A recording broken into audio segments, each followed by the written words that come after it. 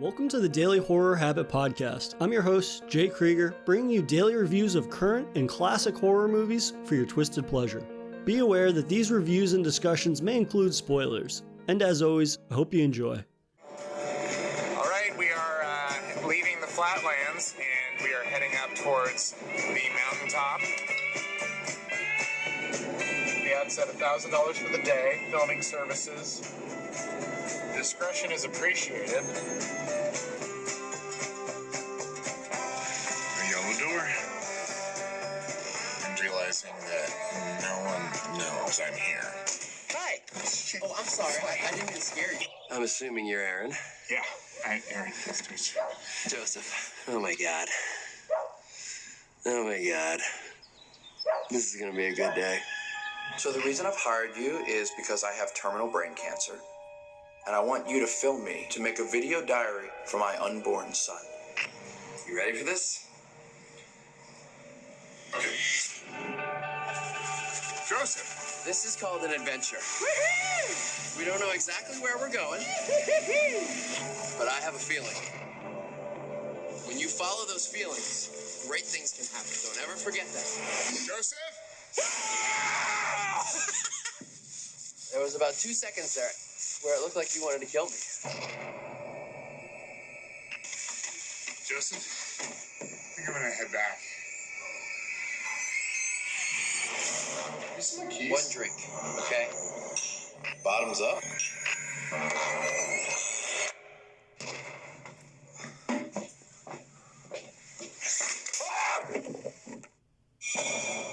For today's discussion, I'm keeping the found footage conversation going with my pal Bernie, in which we take a look at Patrick Brice and Mark Duplass's Creep series. In breaking down the psychological horror of both Creep 1 and Creep 2, both of which are streaming on Netflix, in which Mark Duplass plays a serial killer who baits people into documenting him on film, inevitably adding them to his collection of victims. So, without further ado, here's our conversation on both Creep and Creep 2. Bernie, welcome back to the show. Hey, I appreciate you having me, man. This is two very interesting movies that we have here. Yeah, I thought it would be fun to kind of keep our found footage conversation going. Last time you were on, we talked about the Blair Witch Project, which is very much kind of like the granddaddy of found footage films in a lot of ways. And I thought it'd be interesting to visit a more recent found footage film, and one that I think shares some similarities to the Blair Witch Project, even though obviously it has a very different type of narrative that's not dealing with the supernatural. Right. It's a much more grounded story, but I think the ways in which it was made shares some similarities with the Blair Witch Project. So I'm excited to talk with you about Creep 1 and Creep 2. No, absolutely. And, I think a lot of people know Mark Duplass from The League, and him and his brother, from my understanding, they have like a production company. So they've had some, a wide variety of films, but this was my first introduction to him as an actor in terms of like a horror type of a movie.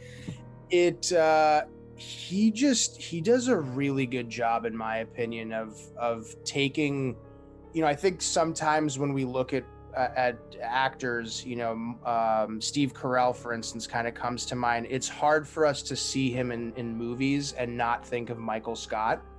And I had a similar reaction initially where I thought, how am I going to look at a guy that was, for all intents and purposes in The League, he was a complete and utter goofball.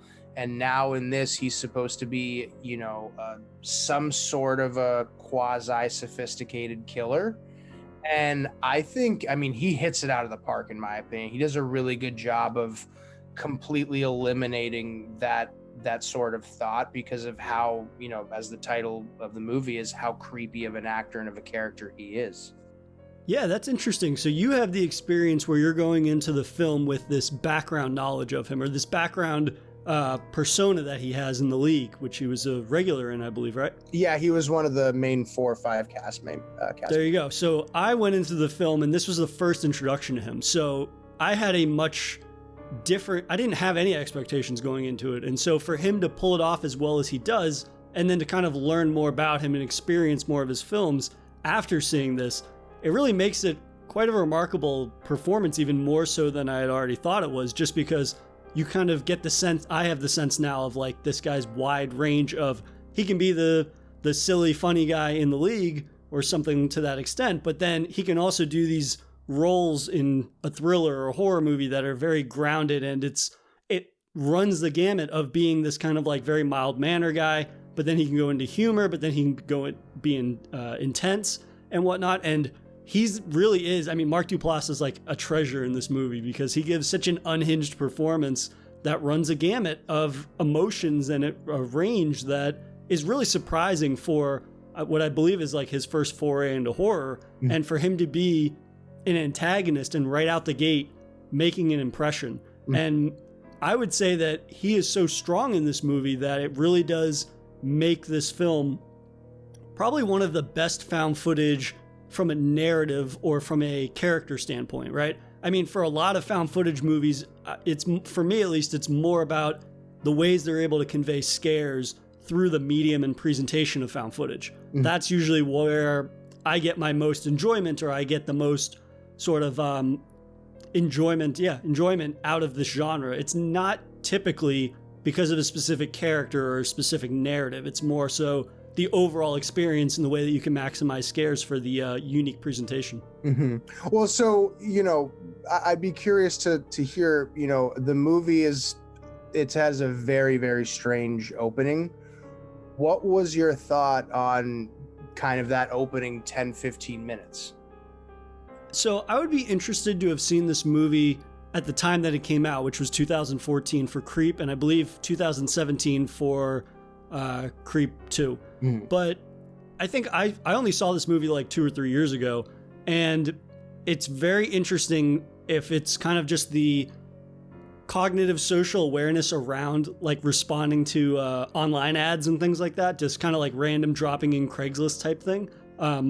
I don't know. I don't know if I'm too far removed from it, but maybe had I seen it in 2014, it would have been this thing where I'm like, oh, I guess this was just coming about. There's more people that are more trustworthy, because nowadays, at least within like the people we know, if we ever mention to somebody like, yeah, I'm going to do a Craigslist job for this random person I met, they'd be like making jokes the whole time about, oh, you're going to go get murdered, basically, which I guess 2014 was probably late enough that I guess the film to some extent is cognizant of that. You know, it's this scenario where people hear about, oh, you're going to respond to a Craigslist ad, you're probably going to get murdered or something. And so to that extent, like, it kind of feeds into the gallows humor, I guess, of the entire concept of Creep, right? I mean, Mark Duplass's character, Joseph, very much dabbles in gallows humor for a majority of the film, or for long stretches of the film. And so I guess the entire film as a whole, like that whole premise, is playing off of that to a certain extent. No, absolutely. I mean,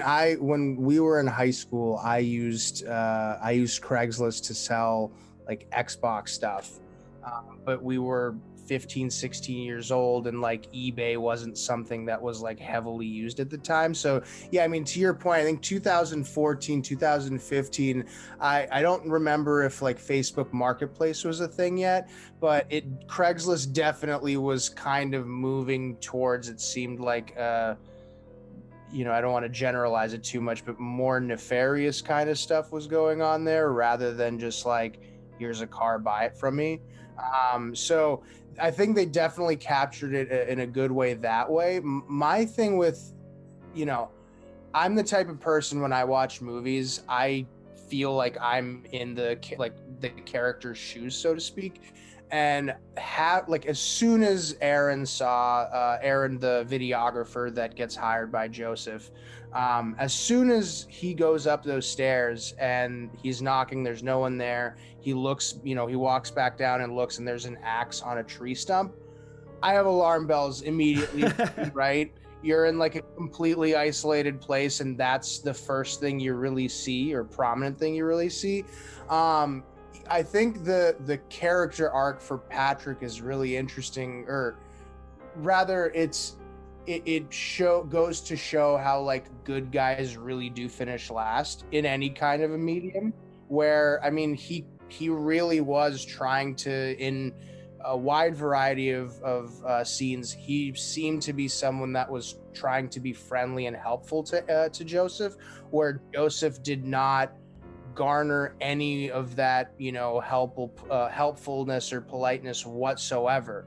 I mean, he's jumping out and scaring him half the time. He's talking about very weird things and showing him like I forget what the mask that his Peaches the wolf mask that his dad purportedly made for him, and like it just there were so many different red flags that come up there, but Aaron looked past that because he was trying to find the good in Joseph.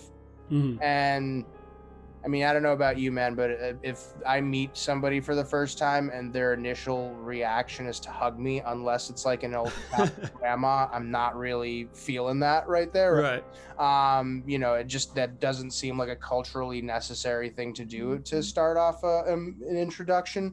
So I don't know. For me, it was half the movie was just kind of screaming at the screen going, what the hell are you doing? Is that a kind of a similar reaction that you had with Aaron? I think it's interesting because Aaron's played by Patrick Brice, like you said, who not only helped develop the story, but he also directs the film. And from what I know, like he is not a actor who's been in a lot of things, right? He's a director primarily. And so to have someone that is more of a novice in the role of the protagonist, I almost feel that like his novice ability, and he does a fine job at facilitating the role of Aaron, but I think there's a certain level of naivete in that really comes across in a way that presents him as just like a vessel who's there for a job. He's willing to overlook certain things, and he sells that so well that I almost don't find it to be like you said, where it's like you're screaming at the TV telling him like you seriously cannot be not seeing these red flags type of thing, because I think he captures such an portrayal of such an innocent person that you're in this scenario and it's like, hey, if I just look past this awkwardness or this weirdness, I'm going to get $1,000. And I think that really is even more a credit to Mark Duplass's performance as Joseph, where he's never overtly scary or raises an overt red flag until the very end of the movie, right? You see the axe there, but it's in a tree stump. So you could be like, well, yeah, he chops firewood. We're in the mountains. He's got a fireplace type thing. And he gets very weird and he reveals a lot and gets very personal and he's kind of touchy-feely, but he never takes it to a level that makes him completely unlikable, or it never takes him to a place where you're like, well, I'm in legitimate danger right now. I mean, for a good first half of the film, that's never the case, and it kind of just highlights his ability to be weird, to be uncomfortable, but then to kind of draw you back in with this gallows humor, or just kind of like you feel that he's very genuine throughout all the interactions. You never feel like he's putting on a front, at least for the first half of the film, right? It's kind of like, oh, this is a very genuine person. This is a person that is dying supposedly and has like a very pure intentions in why I'm here and why I'm filming him. And I think the two of those relationships played against one another really make it so that way it sustains that ruse until we start to like actually learn some reasons, the real reasons behind what is going on here. Right. I think to your point too, looking back on it, I think it's in the second act, but probably like around the 30-minute mark, halfway through the film, they end up going to a river or like an area that has some sort of I forget the term that he used, but it had some, like the water had some sort of purification and healing effect. And Joseph is taking Aaron like very deep into the woods. And again, your alarm bells as a viewer are going off, but Aaron believes him because again, he's trying to look at the goodness at Joseph rather than the negative stuff. And he really does take him to a place that has like a heart-shaped kind of rock structure, which Joseph mentions. And then they have like a relatively, human moment there where they're kind of not necessarily bathing together, but they're like washing each other off with the water, and it's supposed to mark off like washing the sins off each other in some kind of a way, right? And purifying each other. And I think to that point, when that happened, then I think as a viewer, you start questioning, am I misunderstanding what I'm seeing about Joseph, right? And I think that really is the beauty of this film, is it gives us enough red flags to be like, holy shit, get the hell out of here. But also maybe Joseph really is a cancer, he's dealing with cancer. His wife is about to give birth. He doesn't know. I don't know how anybody would act if you found out that the person that you're in love with is having a kid, but you also have debilitating cancer where you're going to be dead of it in a couple months, as he purported to have, right? I love movies that make you kind of rethink, even though there's not much of a reason to do that, because the evidence points very clearly to one thing. And I think we both agree with Occam's razor. Sometimes the simplest answer is the answer. And I found myself a handful of times during the original Creep movie questioning if I really am giving Joseph the benefit of the doubt, or because the movie is called Creep and I'm expecting some kind of scary stuff to happen, that I'm just not actually seeing the character for what he's worth. So again, to your point, I mean, I think Mark Duplass does a really good job of this, but also the character is just scary as freaking heck. I mean, yeah. I don't know how, I don't know. I couldn't imagine anybody else doing the job that Mark Duplass did for Joseph in this. And now for a brief intermission. If you've been enjoying this episode of Daily Horror Habit, please take a moment to subscribe to the show on your preferred streaming platform or leave us a review on iTunes. And thank you for your continued support, and I hope you enjoy the remainder of today's horrifying episode. Yeah, absolutely, and it's kind of just his wide range again of like emotions that he's able to convey at a moment's notice, so that way he goes just as soon as he's on the precipice of almost taking this ruse or this persona of what he assumes a person would be like too far, he reels it back in, right? As soon as it's about to get too intense, he's like, hey, let's go for pancakes at this random place. And then they're getting pancakes, and it kind of like deflates the tension.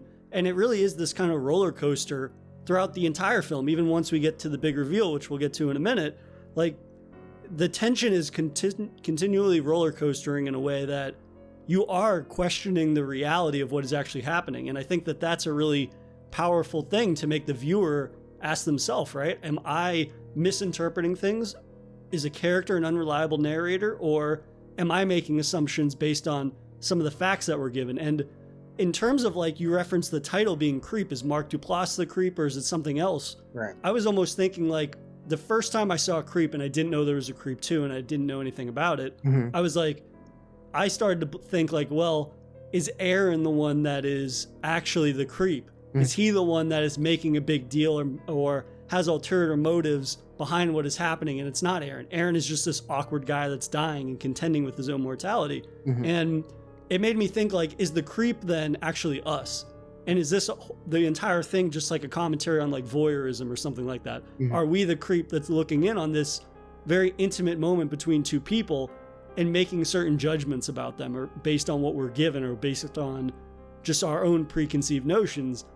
And I think that that is a really powerful thing. Even in the end, it's much more reductive than that in reality, right? It ends up being Joseph is actually just a serial killer. But I think the journey in getting to that very sort of, on paper, simplistic summary of the film, it's more impressive than had we known that from the jump, or had it not elicited these potential like multiple interpretations, which is something I go on a lot about. It's like, you can present something and make something, but ultimately if you have enough ambiguity or doubt in getting there, it makes for a much more interesting conversation and a much more interesting journey in getting there. No, absolutely. And I mean, to your point about, getting towards the kind of crescendo of this movie. So I think by the time that Aaron can't find his keys, I think most people are under the impression that, okay, no, Joseph really is a nefarious character somehow, or there's somebody else behind Joseph potentially that could be aiding in this. I think I loved the moment when Aaron like kind of pickpockets Joseph while he's passed out after. Did he slip him some sort of pills? Was that what? I think he said he put Benadryl in his whiskey. Yeah, I do that. Or something to that extent. No, but when that happened and he picks up the phone and he runs into the restroom and he realizes the whole entire story is bullshit, right? The wife that he was Joseph purported to have is actually his sister. She's like, wherever you are, you need to get out of there, and he doesn't have the keys. I mean, the thing that's amazing about this movie, again, the scenery that they're in, it's not like he can just run out and leave. He's in the middle of the woods. So it just creates like this other dynamic that, again, you're stuck in a place with a purported crazy person and you don't have a way of getting out. And then, you know, I think the scene right afterwards, he walks outside because Joseph wasn't laying down in that like fireplace kind of ledge anymore. And then he walks in on him in the pitch black dark, and Joseph's face and expression is completely different. He's not blinking. He says something about death, and that's very ominous. And then he just runs inside and puts on what was the hat again? Sorry, the Peaches. Yeah, God, I love that name. That scene, I would be curious. I mean, obviously, there's a lot of different scary moments in this, but would you think that's scarier than the scene where Aaron's in his own home and then he kind of moves and you see Joseph in the doorway just staring at him? Or do you think that scene where Joseph's wearing Peaches and kind of keeping him trapped against the doors is scarier for you? I think that scene is scary because of the scene that came before it. And that scene that came before it, I think, is the most disturbing part of the movie, and which is interesting considering that it's a scene where it's completely black and you just get subtitles of what's being said. It's mostly the contents of the conversation that these two people have together, where Aaron, and this is part of what makes the film's kind of like ramping up of intensity and kind of Joseph heightening everything that he's saying the longer the film goes on. Because again, if he starts right out the gate saying insane shit, Aaron's an idiot for not leaving. But again, he has this very delicate balance, and to see Aaron completely lose the balance the longer the film goes on makes the film more and more terrifying the way that it's building up to the finale. And I mean, he tells a story about essentially like raping his wife, which is terrifying because it's that scene where he's like, can you turn the camera off? And of course, a good cameraman never turns the camera off. They maybe might block it, but it's still recording, right? And so he gives this horrifying, or it starts off as bizarre, where he talks about like, oh, I share a computer with my wife and there was like animal porn on it and something, and you're like, yeah, this is getting very fucking weird. And then he starts talking about like he put the mask on and breaks in and ties up his wife and then rapes his wife. And then he's like so nonchalant about it and just like, yeah, this is just like a story that I'm telling you, is so fundamentally disturbing on every level that as soon as you have that association with the Peach Fuzz mask, especially when he introduces it earlier in the film, and you're like, yeah, it's a dumb guy in a mask. Now that you have that context and then we revisit the mask, it gives it this heightened tension that is, it applies this just disturbing context to the mask and what it represents and what he represents. And you realize, okay, he's been putting on a ruse, essentially like a mask, to hide his true self. And that is the terrifying realization, where initially my theory was like, oh, well, maybe it's Aaron who's the creep. Maybe we're the creep. It's like, no, pretty sure that Joseph is the creep here, and that's undeniable. But something that I really, really love that Patrick Brice does as a director is that he takes a really fucked up moment like that, and then he's able to apply humor to it. Because what's the next line of dialogue as soon as Joseph tells that story? He's like, Aaron, did I freak you out with my rape story? Like, just following up with that is just a very kind of just like dry wit or dry humor moment. And you're just like, yeah, what the fuck do you think? That's the only reason why that's funny, is because you're like, yeah, you just told me some horrendous shit. Of course it freaked me out. And it reveals like his character's awkwardness. It's not so much the line that makes me laugh. It's just his character not realizing, or just being so incredibly awkward and fucking messed up that he even thinks to ask that because the answer is so obvious. I mean, you hit it on the nail on the head for that. I will say, again, there were a number of different moments that made me kind of scream at the TV. The thing that I just didn't understand from Aaron's perspective, and I get like we're kind of moving past. He runs at Joseph while he's wearing the Peaches mask after that, right? And then we cut to, if I remember this correctly, we cut to Joseph, a frame of Joseph, basically, or a video rather, of him like carrying 3 trash bags and starting to like dig a hole. Yeah. And again, we're looking at this from a point of view of this is actually happening, and this is a live kind of thing that we're seeing, and we're assuming that Aaron is inside those bags. Where then we cut to Aaron is actually still the director, so to speak, or is still behind the camera. And now instead of it being focused on Joseph, it's now back to focusing on him. I really appreciated that kind of change of pace, because rather than focusing on Joseph's craziness, we now get an insight into kind of, I guess the best way I could put it is the naivete of Aaron. You get a disc that has that, and then you get like a giant box with no return address, and it's like a bear and a knife, and I think there was another disc in there. The necklace is inside the the necklace is right that says J and A or something like that, with a heart, right? And it's like all of those things. I mean, you don't have a friend that you could sleep on their couch for a night or so. Like, it was mind-boggling that he stayed at his house through all that. But again, what you talk about, the steps in which the escalation occurs, and I also think that the length of the film is perfect. We've had these discussions before where we've had 2.5 hour movies that, if they were 30 minutes shorter, we would appreciate them more. I think this movie hit it out of the park in every kind of way, in particular with the length of it, because they could have easily elongated it. But I think this was under 90 minutes, if I'm not mistaken, right? It was like an hour, 20 minutes, something like that. I think it's under 80 minutes, in fact. And I agree totally. I mean, the second film is only a handful of minutes longer than the first film, but they both are paced so well in terms of like it's one of the very rare found footage films that I feel is so cognizant of what it is and the type of story it's telling and the amount of time that you want to coexist in that world. Because if they had stretched out, and this was my initial fear when I was like, oh, Aaron is not in the trash bags. Aaron's watching a video of Joseph lugging those trash bags and essentially like burying another victim out in the hills.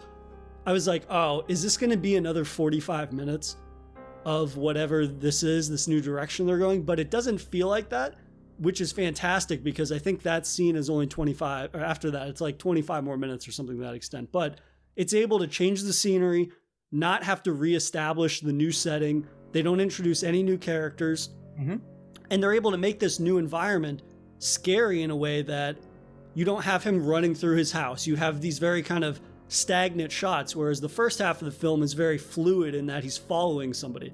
Now he's by himself, and they're still able to use the found footage and convey the rest of the story in a way that is much more isolated, and the camera doesn't move as much because it's just on him, and it's more capturing an entire area. And the way that they're still able to make that tense and frightening is fantastic, because again, like that becomes something where it avoids the usual found footage tropes of like lots of shaky camera and lots of kind of just like people running and screaming and stuff, which there's very little of that. And so that kind of, in talking about the third act of the film, I guess I'm curious, do you think that this is a good utilization of found footage? Like, is this a film that could only be told in found footage, or what are the benefits of Creep being told within the found footage medium?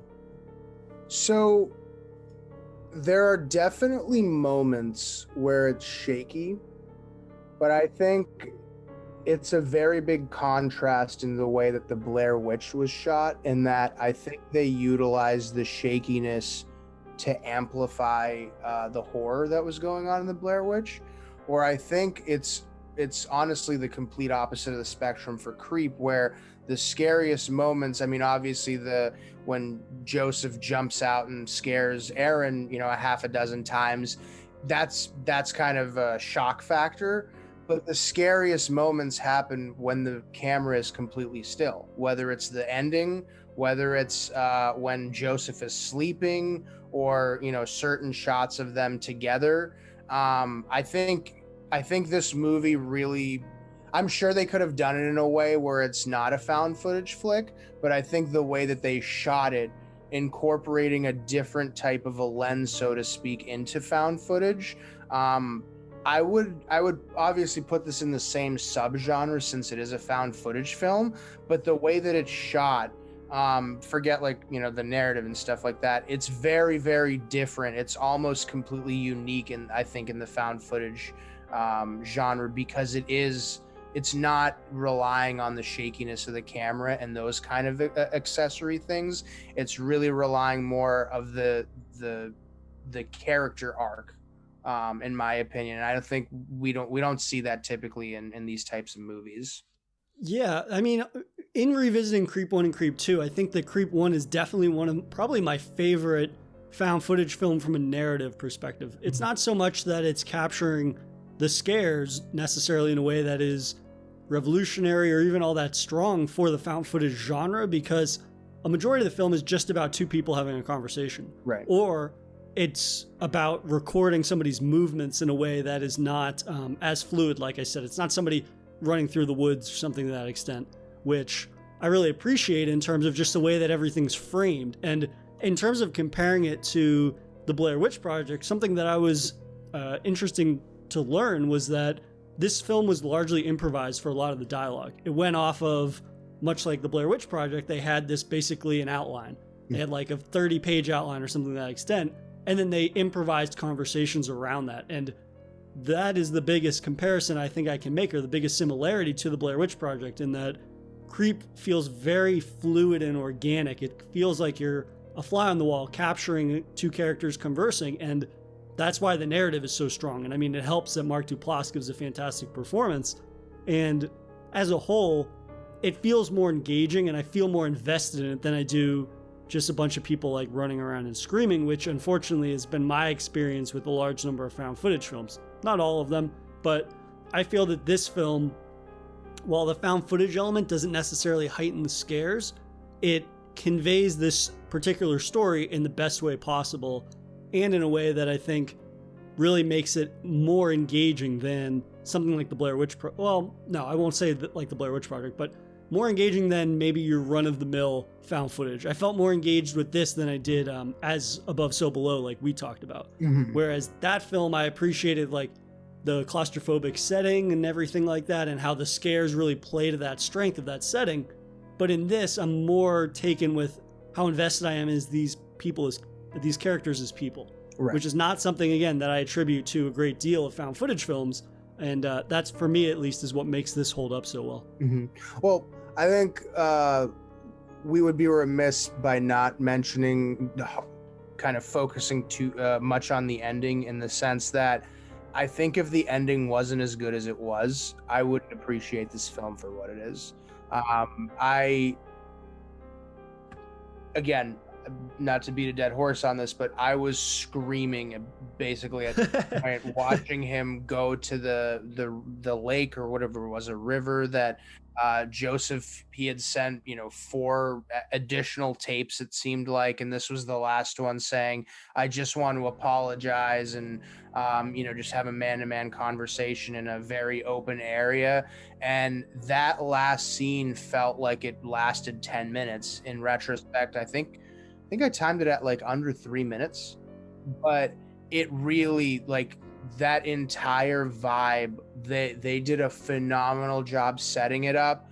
It hits on every single point that both Aaron and Joseph are as characters, where Aaron is thinking, okay, I have my phone set to 911 on speed dial, and I'm filming myself and all this stuff, and you're in a public place, that's great, but Joseph is completely out of his fucking mind. And see every single one of those characteristics on display in that last 2-3 minutes of the film, where Aaron looks around, sits down, he's just taking in the scenery, and Joseph walks up behind him in that kind of a burly coat, pulls out the Peaches mask, and then you see him kind of slowly. I didn't see originally if he walked up, holding the axe, or if that was somehow in his coat. But you very clearly see it kind of come down to his legs and picking it up, and you're just,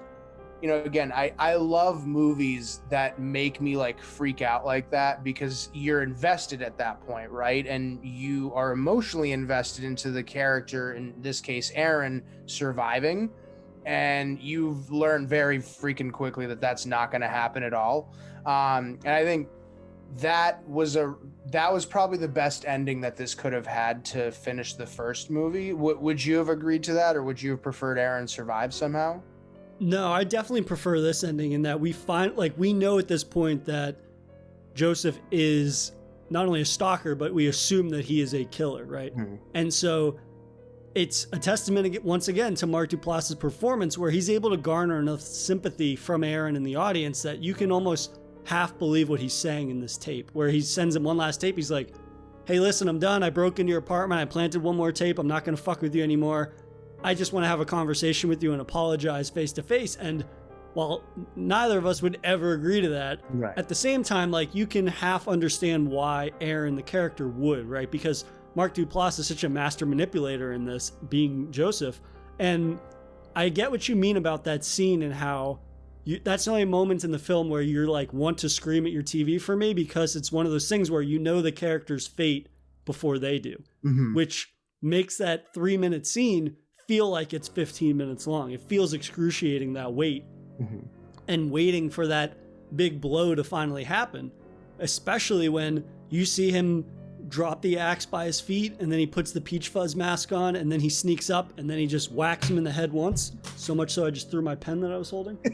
And I mean, I'm excited to talk about Creep, what can I say? But in terms of just that whole final act of the film, it does such a great job of, again, establishing that Joseph is not only insane, but that he is in control the entire movie. And so you can look past his awkwardness, you can look past him breaking down at certain points, you can look past his ruse, but at the end of the day, like, no matter what range of emotions he is currently displaying, he is somebody that is in control the entire movie. And I really love that there's one scene when Aaron is sleeping and he leaves the camera on recording himself, and the camera just gets lifted up while he's sleeping. Yeah. And at that moment, you're just like, yo, all bets are off. Like, I hope Aaron makes it out of this, because it doesn't seem like it right now.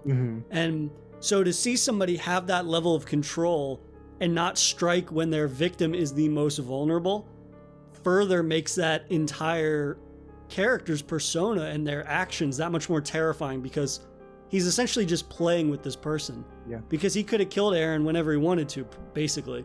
Even when they went to the nature hike at the beginning of the film. He could have just thrown him off of a cliff if he wanted to, right, and he would have died more than likely.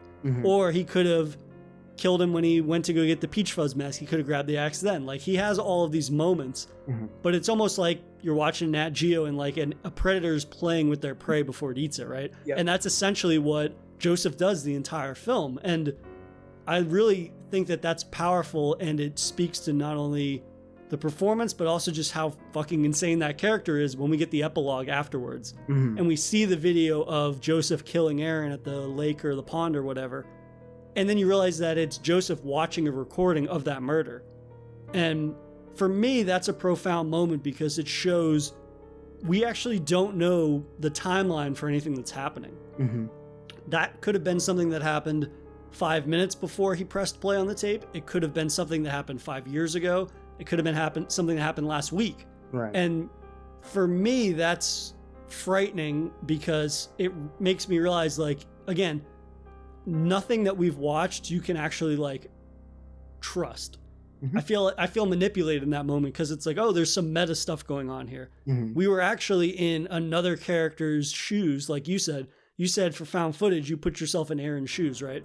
And so now we've actually been in the antagonist's shoes the entire movie. And to learn that it feels like violating to a certain degree. Obviously, not to get too out there with that, but it's like, it feels to a certain extent like you're sitting down to watch a movie. You have certain expectations, and as soon as that sort of like general viewing expectation is disrupted or challenged, like, for me, that feels violating in a good way. It feels like, oh, they realized that I was going to make certain assumptions and basically be like, well, we're going to turn those assumptions of yours on their head and present something to you in a manner that you weren't expecting, which I love. Right. I mean, the very, very end of that, when he puts that disc into his cabinet and he's on the phone with, I think it was Billy or something like that, his next victim, and you see it's, 3-4 rows of tapes like that and discs, and you're just like, again, to your point, did we just watch something that was from 5 minutes ago, or is he just been throwing one video after another on his DVD player and like looking at his collection of killings in that sense? And I think that I enjoyed Creep, like you said. Creep 2, I didn't give enough credit originally when I watched it, but I after kind of thinking about it more, especially with the way that it transferred from the first movie, or I guess kept on the story from the first movie, we go from Joseph essentially being the villain to he is not actually the creepiest person in the second movie. Maybe you disagree with me on that. I mean, obviously he kills people, but going into Creep 2, the first thing we see, instead of it being Mark Duplass, it's this woman who's what was the found footage like show that she was doing on YouTube? She basically like she has this series where it's her applying to different Craigslist jobs that she responds to, and then it's her basically recording her experience doing these weird jobs. Like there was one guy that was just super lonely, so she just hangs out with this middle-aged guy. Another guy like wants to be coddled like a child, which is like weird, but it's basically her recording this character Sarah, who's played by Desiree Akavan, and it's basically her just kind of like going through the motion. It's kind of like This American Life, right? Where she's highlighting people that have lived different ways of life, or they're into different things that kind of like stray from the norm. And so that setup I think is fantastic for Creep 2, because basically it's the same type of concept. It's somebody responding to Joseph, who's now adopted the name of Aaron. He just basically keeps adopting the names of previous victims, and having just that little twist on the premise, right? It's about somebody that is there, again, responding to a job offer that he's posted, but there's like this web persona background to it now, which I think is interesting because, again, it's a small wrinkle that seems insignificant, but it makes sense why she's so invested in this. I think that is the one thing from the jump that I appreciate about Creep 2 more than Creep 1, is that Aaron's just there for money, right? It's kind of like very thinly veiled why you would stick through it. Oh, I want $1,000 or whatever.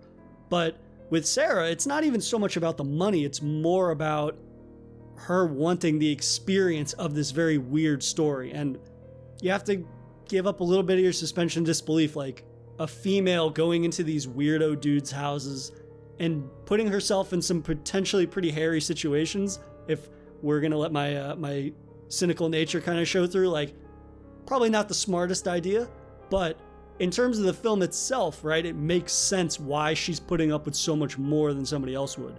And she finds her breaking point a lot sooner than Aaron does in the first film. But I think that her character is so fascinating because where the first film, it was kind of just like Aaron is this guy that's there for a job. He's going to put up with a lot so that he can get the money. This girl is there, or this woman is there because she wants the weird story behind this.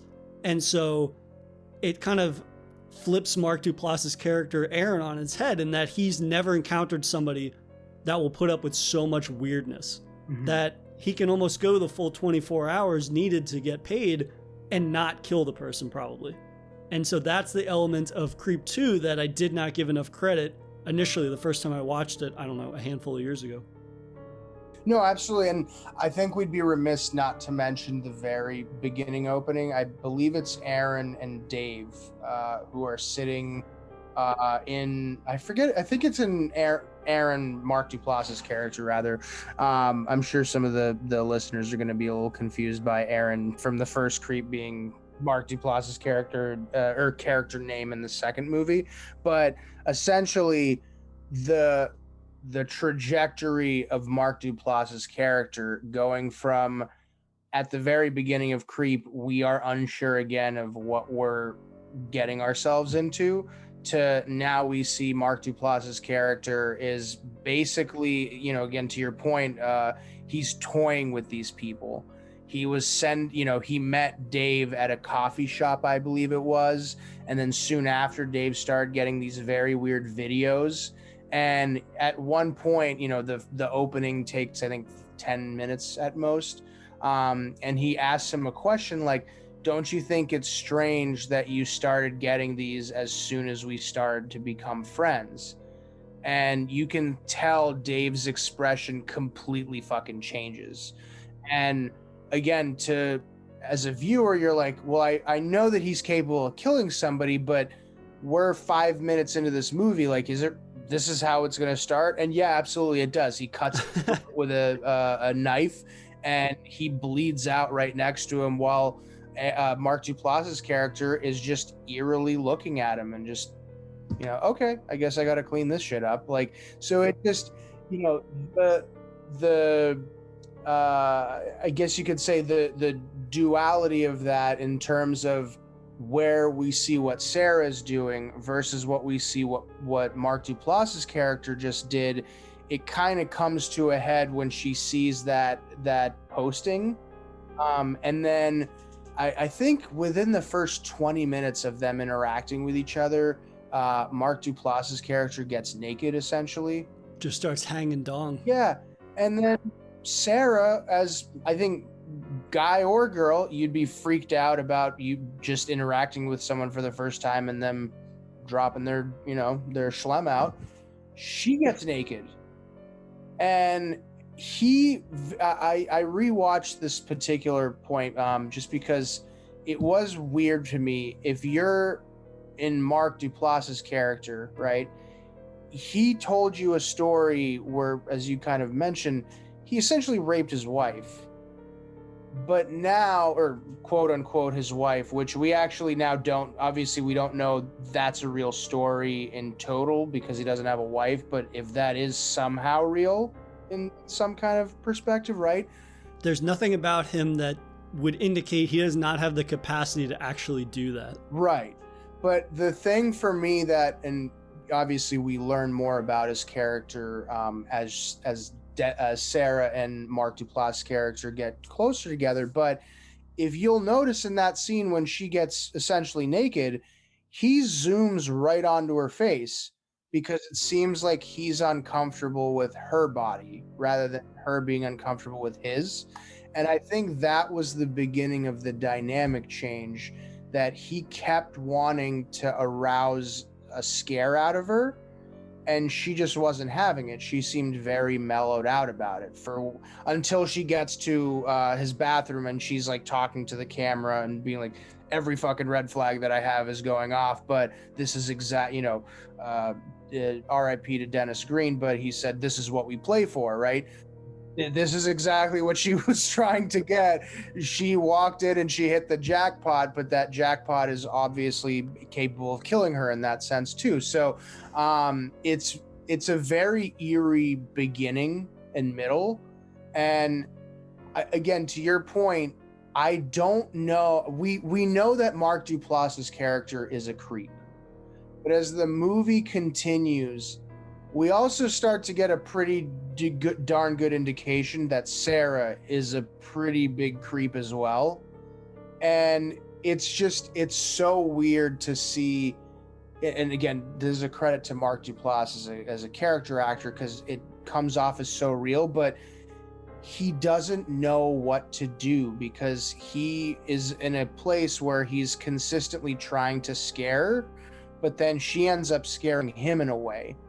And that gets him to like her more. Whereas she is just there, again, to your point, it's not like a position where Air was, where he's trying to make money and get out of there. She's genuinely trying to learn more about him, whether, you know, he's a purported serial killer or not. It's just a good case study of there are fucking weirdos out there. And so he hits the point of like what her YouTube show is supposed to be, but also, you know, what is out there for people that are looking for this kind of weird stuff. And she illustrates it very well, it seems. Absolutely. And I love the setup for the sequel, right? It could have been so easy just to have it be, just another victim, but to change the victim persona and also to change the antagonist persona to a certain extent, because in that cold open, which I love, where we have yet another victim and then Mark Duplass is feigning friendship with this person and then he slits his throat basically and kills him, bleeds him out. He reveals that he's like in a midlife crisis, that he's falling out of love with his work. And I think that is a very interesting persona for a serial killer to adopt, in this idea like, oh, maybe I'm at my end. And I think he reveals he's killed 39 people to this point. So we know that this takes place after the events of Aaron being killed. And so at the same time, though, we still don't have a clear timeline of when he started and when he ended. And I love that at his point of crisis, where he's at a midlife crisis with his work, he is finally given somebody that he could view as a pupil, essentially. Mm-hmm. Almost somebody that he could train because she's so weird or she's so down for his weirdness. Mm-hmm. And you feel in this film, I feel more so than in Creep 1, that he purposefully is going out of his way to escalate things earlier on in the film. Mm-hmm. He's like, he didn't get naked with Aaron. Mm-hmm. And he's almost completely uninterested in the fact that she's a female, other than in the later portion of the film, he mentions like, oh, I never made out with the girl because I was in an insane asylum and I never had time to acclimate socially with other people. But still, like, it never if he wanted to, and if we believed that he has the capacity for what he described doing to his wife in the first film, mm-hmm. there's every opportunity that he could have done that in this film. Right. But he never does. Even when the knife comes out in the end during the reveal, it never takes that sadistic sexual angle. Mm-hmm. And so it almost is like, for me, I interpreted him getting naked in front of her early on was like, well, if she bolts, I'm just going to kill her. Mm-hmm. And so that almost is like her first test to see if she can hang, kind of, with my serial killer brand of weirdness. If I'm going to drop dong and she bolts, she can't hang, so then she has to die. And so to see her be given these milestones, essentially, that are testing her, and to see her vault over them with relative ease, it really does show that, like, he has to adapt, and he's finally met his match after 39 other people he's killed. Mm-hmm. I've finally met the one person that is going to make me evolve, or it's going to be my end. Mm-hmm. And that's really interesting in exploring the narrative of Creep 2. And it does feel much like in Creep 1, it felt very organic in terms of like characters that were interacting with one another. It felt very natural the way that they were. And I mean, it was improvised, so that's going to be a part of it. Mm-hmm. But this film feels like an organic continuation of Creep and evolution into Creep 2. Mm-hmm. It doesn't just feel like another videotape. This one has a weight to it that has a sense of finality to it. Whether they ended up making a sequel to this or not, like the antagonist dealing with their own mortality and the direction that they want to take their life is something that I think is very interesting in this scenario, that makes for it makes for a sequel that is more interesting than you would think it would be. Right. It never kind of reverts to a lot of the tropes early on from the first film, or a lot of retreadings. And the retreadings from the first film into this are very self-aware. Mm-hmm. And they're done in the name of promoting this idea that Sarah is not like his other victims. Because when he introduces the Peach Fuzz mask, she's like, oh, it's an adorable mask. It doesn't bother her. Mm-hmm. When he starts jumping out and screaming at the camera, she doesn't move or she doesn't react. Mm-hmm. And she's like, okay, are you done? Kind of thing, where it scared the shit out of Aaron in the first film. And so everything is done in service of Sarah's character and in evolving her in a new direction, which evolves the plot and evolves the antagonist, which is Aaron, played by Mark Duplass, in this film, which I love. Mm-hmm. And I think it gives, seeing the way that Mark Duplass's character kills Dave with ease at the very beginning in the cold open versus how he's acting around Sarah in, even towards the very end of the film. I mean, I think, within the first day of them hanging out, he says, I'm not going to kill you within 24 hours or something like that. And she alludes to that when they're having a conversation while he's drinking wine. He goes, now, why would you bring that up? That could only get you in trouble. But implicitly, though, I think that he wasn't going to hurt her up until they got to a point at the very end where she seemed to be almost challenging him to do it. Right? They're like running around outside. She scared him a couple of times. She's really kind of flipped the dynamic completely on its head. And now it seemed like he almost needed to kill her. And, you know, I think one of the reasons why he originally hired her, correct me if I'm wrong, but I think he said that he had killed 39 people. It was his 40th birthday, and he didn't really feel like that would be he was lost. He was having like a midlife crisis almost. And so the idea at the end that she almost killed him, essentially, or we think that she kills him, and he would have been his own on his 40th birthday, or for his 40th birthday, he's the 40th victim of the whole thing. That would have been somewhat poetic. And I don't know, can I jump to the end on this one? Yeah, let's get into it. The ending, I actually enjoyed the ending of the second movie more than I enjoyed the first. Mm-hmm. Because Me too. It creates this scenario where, again, you know, I forget where the genesis of this phrase, but if you're losing in chess, you can either try and make a move to compensate, or you can flip the board and just create a new game.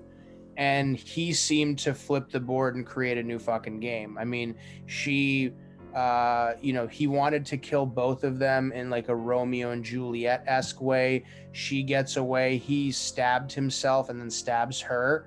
And then he throws her into the hole that he dug, you know, that he thought would be romantic. But he decides he actually doesn't want to die. And then you see...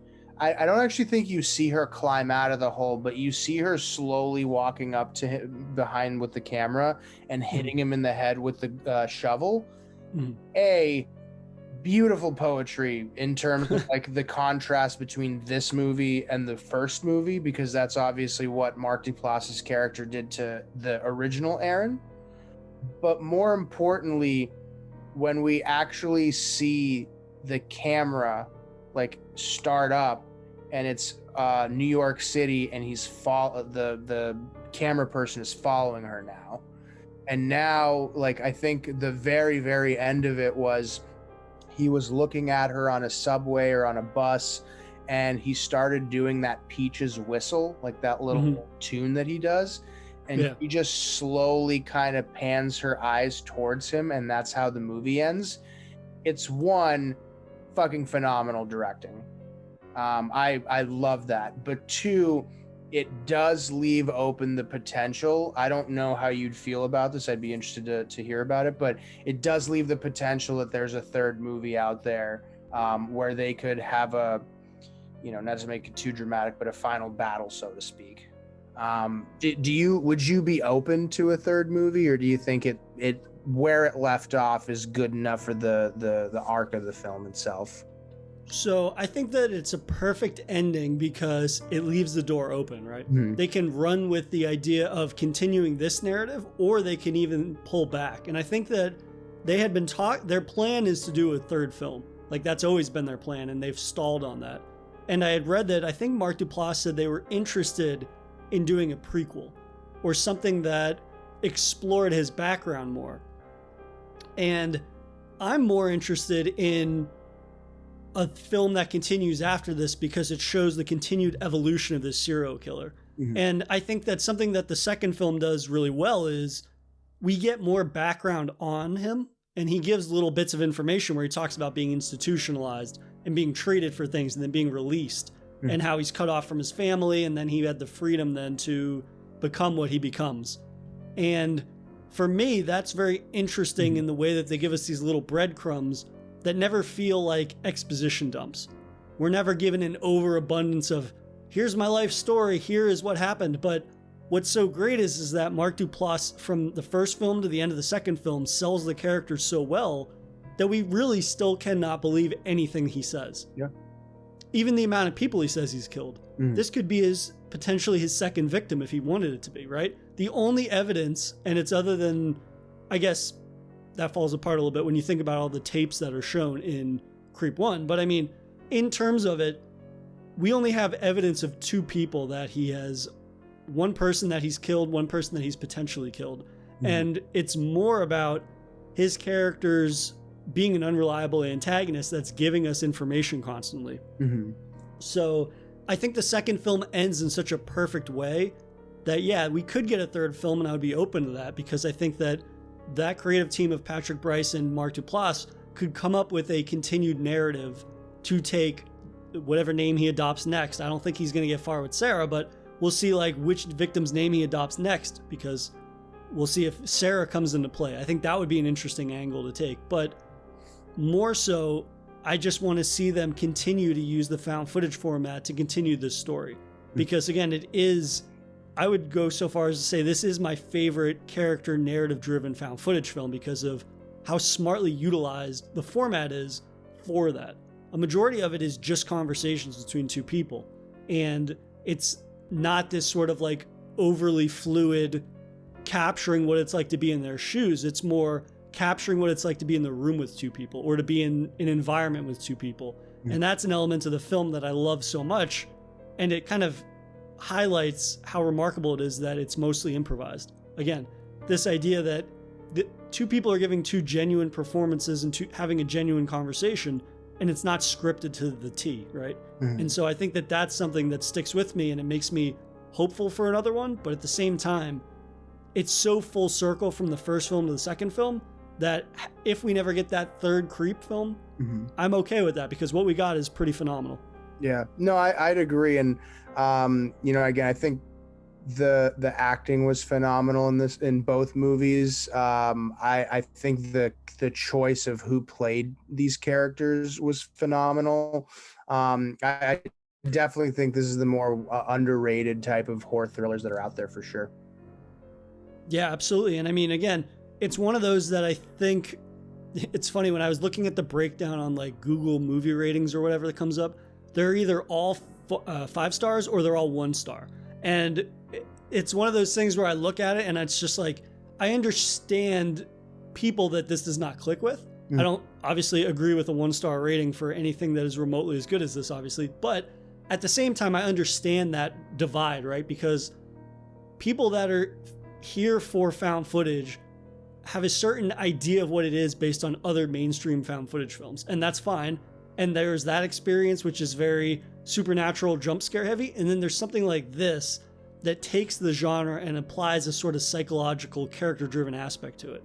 And for my money, I'm much more interested in watching something like Creep, watching something like Creep 2, rather than, I won't even throw out a name because I'm not trying to knock other found footage films, but it's more so that the vision that they had for the type of horror story they wanted to tell with this format capitalizes on it so well, because at the heart of it, it's capitalizing on, or it's capturing rather, 2 people having conversations that grow increasingly disturbing until one major act of violence at the end of it. Had this movie been from the first 25 minutes, Joseph reveals that he's a killer in Creep 1, then the whole rest of the movie is him chasing Aaron around the woods or chasing him around an apartment, which is not interesting to me. It's kind of like, I started our conversation by comparing it to the Blair Witch Project. Blair Witch Project is very few moments of actual supernatural. If anything, there's nothing supernatural in it. Yeah. It's all implied. And what I was so impressed with about the Blair Witch Project is that film focuses more on the character relationships. You feel like a fly on the wall or a fly on the tree listening to a conversation between 3 people that know each other intimately. And so for me, that's more interesting. And when something is more discussion focused, it's going to have more static capturing of that found footage format presentation. And it's not just the sort of running around with shaky camera that some people lament or don't lament the genre for. And for me, that is what makes Creep such a compelling piece of like discussion based found footage. Hmm. I think, I mean, I totally agree with everything you said. And I think the best way to end this is kind of quoting what you just said. And I think it's very relevant to our conversations. It's two people having a conversation until an act of violence occurs. And you very well hit the nail on the head with that one. Well, you know, man, if I've had you on as much as I had, it's bound to happen. But but as always, man, hey, I'm looking forward to talking horror again with you in the future, and I'll be interested to see maybe, I don't know what we're going to talk about next time I have you on, but if we keep the conversation going with found footage, I'm looking forward to it even more so after this one. No, absolutely. We'll avoid the violence as much as we can. You know, we'll keep pushing it, man. I need daily content, so we'll keep pushing it until we grow sick of one another. Absolutely. But hey, seriously, thank you again for having me on, and love the work that you're doing. Keep it up, man. If you enjoyed this episode, please subscribe to Daily Horror Habit on your preferred streaming service and follow the show on Instagram at Daily Horror Habit and on Twitter at Daily Horror Pod for episode updates. Thanks again for listening, and I'll see you guys next time.